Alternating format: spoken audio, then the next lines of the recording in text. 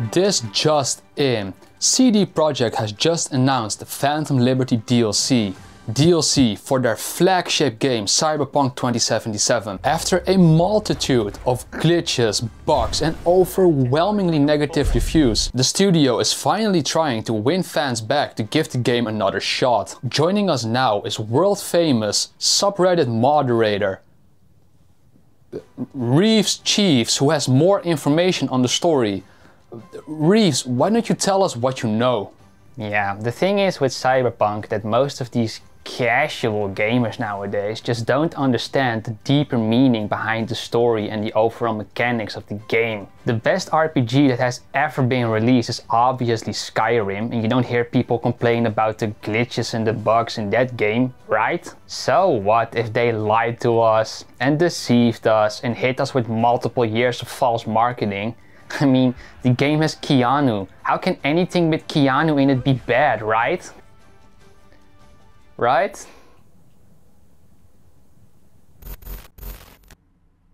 Ja, fun. Leuk, dan gaan we het nog een keer doen. Already during that intro, I can fucking guarantee you someone is already typing, well, actually, the Phantom Liberty DLC is coming out in a few months, and they're gonna redo the perks and clothing and cyber psychosis. This is a terrible time to play the game. which is honestly a fair point. Allow me to give you a counter argument. You need to shut the fuck up! The fact that they're doing this is great. Truly. But Cyberpunk is already kind of fixed by modders. This feels like when Bethesda made that Skyrim Special Edition. All it did was break the mods that were already working on the original Skyrim. Oh shit, here we go again. Cyberpunk has been reviewed and video essayed by millions of people. But before we can bury all of the hype and dread caused by this game in a hole so deep it would put your mother's uterus to shame, I still have to review it as well. Because let's face it, you're already letting other people decide for you if you should buy the game or not. And even worse, you're letting them decide in which year you're doing it, so one more review can't hurt, right? So, before Phantom Liberty drops in a few months, let's see what Night City has to offer you right now. The start of every cyber playthrough has you making a decision, that being whether you grew up as a gypsy, a minority, or as a conservative. All of these playthroughs set up the story in different ways, with decisions to make, new characters to meet, and alternative choices as to how you want to play out the prologue. They're all over in like 30 minutes, and the only reference you'll see to your origins is that once in a while a text box pops up in which V is like, "Nomad, brother, that's how it used to be. Had to live on the road, eat scorpion meat and gargle with rat piss." I just asked if you want a receipt. In all three of these origins, you will play as V. Name's V. V is either male or female, or a mixture of both, I guess. I mean, it's 2023, why not? The origin role-playing during dialogue leaves a bit to be desired, but don't let that hold you back to finally do the things in this game that aren't possible in real life. Role-playing during actual gameplay is better though. You might want to watch the road. You can at least use brute force to open doors and use technical skills to find hidden areas, or use said skills to access new dialogue. Wow. So all in all, it's not too bad. It honestly reminds me a lot of Fallout 4, and I mean that in the least complimentary sense possible. Let's be real, most of us liked Fallout 4. It's a very good game, just a terrible role-playing game. And the same goes for Cybercake. The characters and the voice acting are mwah. It's just that all of your lines are kinda teenage, fuck the world and fuck the system like. For example, the intimidation lines are actually not cringy. You know I can't tell you that. Can't, huh? But know what I can do? Crush your skull like a can of Night Cola. And whenever some sad shit happens, V's voice actually breaks and shows a lot of sentiment. Not sure we should move her before the badges get here. She's just another dead horde of them. Nobody will care. But V's overall vibe is just that they don't care about anything, especially in terrible situations. Like when this poor peace proponent monk was about to be forced by criminals to get cybernetic implants and V's just cracking jokes at him. Was walking by, caught some lame jokes about metal monks. Nah, the truth, your brother sent me. It's the same issue Fallout had, right? Like, you're not really role-playing your own character. You're just either saying yes or no or nodding along to whatever they say. And you're doing the same thing here. You are on the backseat while V just drops F-bomb after F-bomb. Fuck it, Fucking. But hey, don't get it twisted. Both the male and female voice actors are amazing, so it's not unpleasant to listen to them. And the same goes for the entire crew, to be honest. They sure as hell made use of all of those amazing voice actors though, because none of them leave you alone. Thought you were getting called a lot back in the day when you played GTA 4? Let's go bowling. Try this game out. Until then. What the fuck? Sometimes people even text you when you are with them already, which is a new form of social anxiety if I've ever seen one. You can turn that shit off in the menu though, so that's a relief. In any case, the game quickly introduces you to Johnny Silverhand. What do you think? God exists?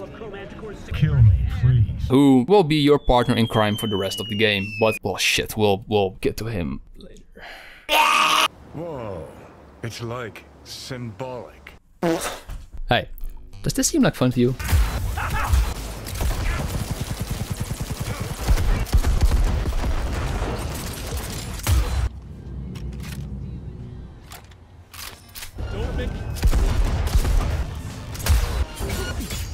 If you said yes, then congrats, you'll most likely love this game just for the gameplay alone. Pistols, snipers and shotguns all have meaty impact, with running and gunning with rifles and submachine guns coming in at a close second. Katanas and bats are also fun enough, even though the fighting system could have been fleshed out a lot more.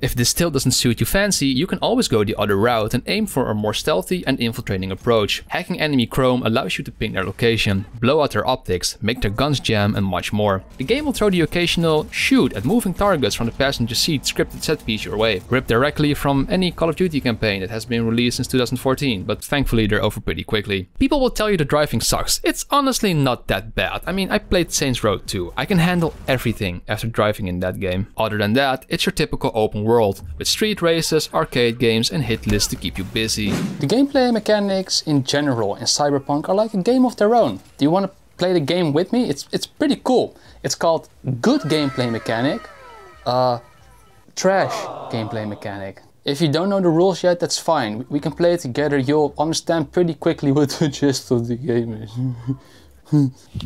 Being able to talk with people and select different dialogue options while you're walking around. That's pretty good, right? But then, seeing as you know, the game is like based on crime and murder and stuff like that, having the police be completely fucking absent from the game and only spawning out of thin air when you do something bad.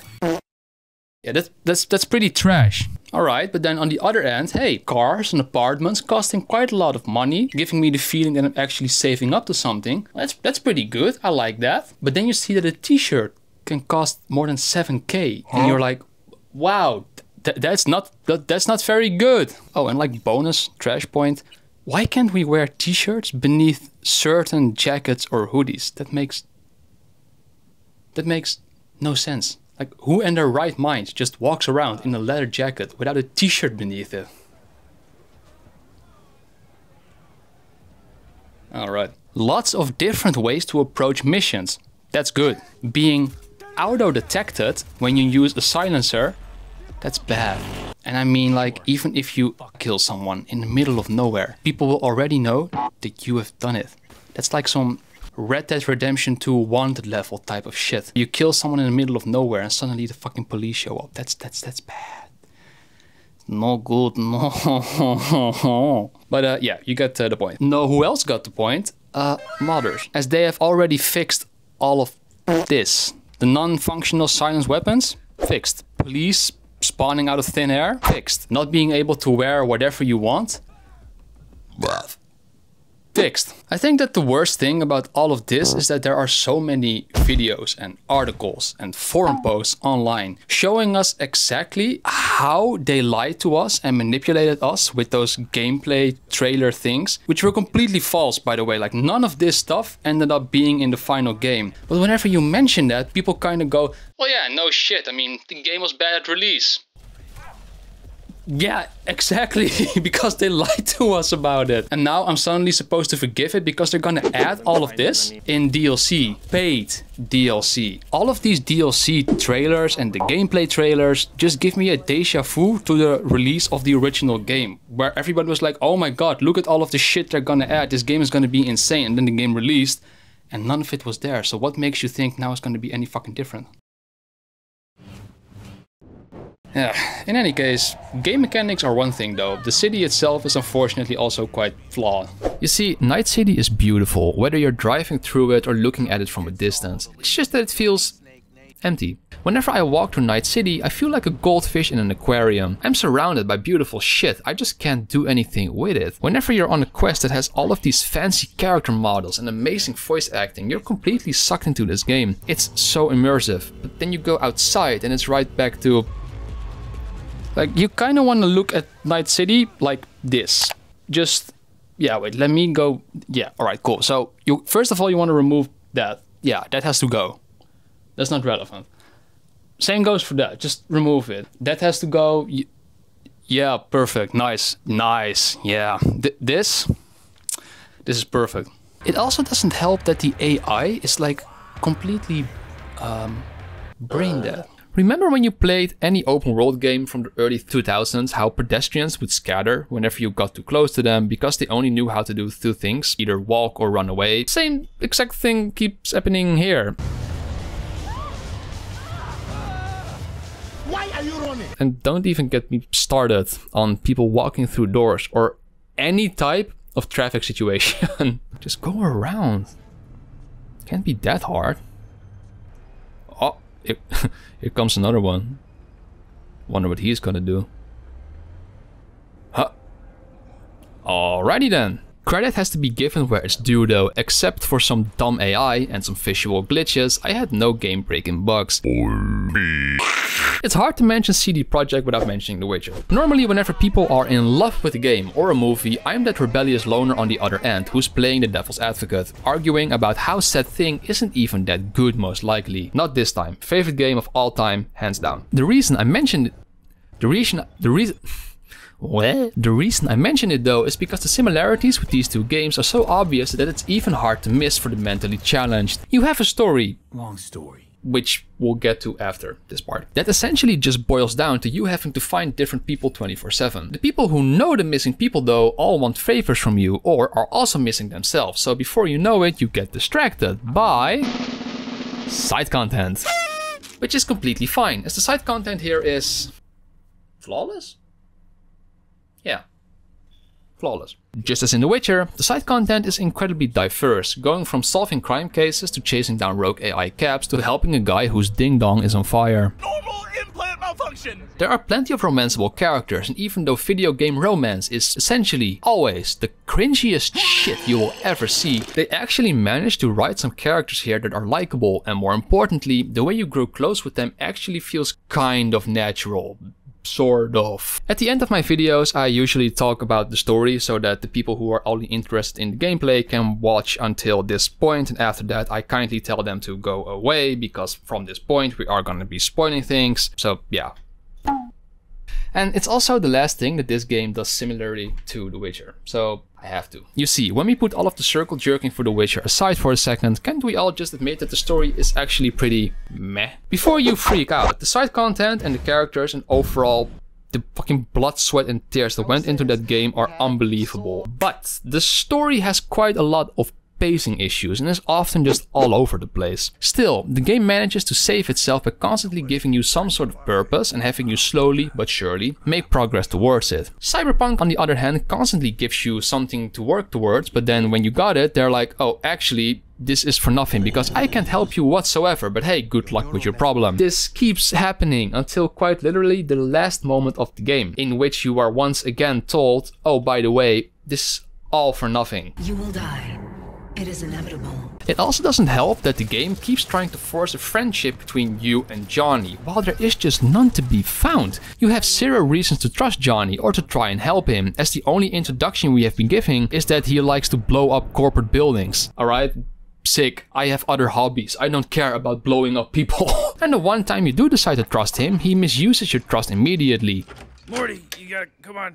You gotta come with me. What, Rick? What's going on? I got a surprise for you, It's the middle Morty. of the night. What are you talking about? Come on, I got a surprise for you. Come on. Or whenever you make a deal with Arasaka to get him out of your head, which is like the only thing the two of you have in common, he throws a tantrum like a little kid, guilt-tripping you about how your deceased best friend would have hated what you've become. The Witcher fixed some of those story issues by releasing 2 DLC, which on their own had such amazing stories that they won Game of the Year awards. So you might be wondering, what's the similarity between this and Cyberpunk? Well, they have the chance to redo essentially the bad story. I mean, the Witcher story wasn't bad, but Cyberpunk's story is bad. Fuck, like the bar is so incredibly low. All they have to do is take the characters from the story that were semi-interesting, give like 1 or 2 guest appearances from the only likable characters, and at the end make sure that Johnny finally is removed from your frontal lobe, and it's already a better story than what the base game offered us. Cyberpunk is like a weak 7 out of 10. You'll get your money's worth, definitely. I mean, I've seen this game go on sale for like 30 times already this year, and you can get easily 100 hours out of it, and at least 2 different playthroughs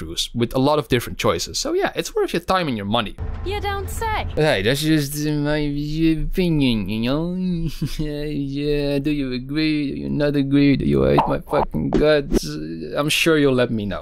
In the meanwhile though, I have nothing to add actually. So I also never know how to finish my videos. It's not like I can finish them in the middle of a sentence while I'm already talking.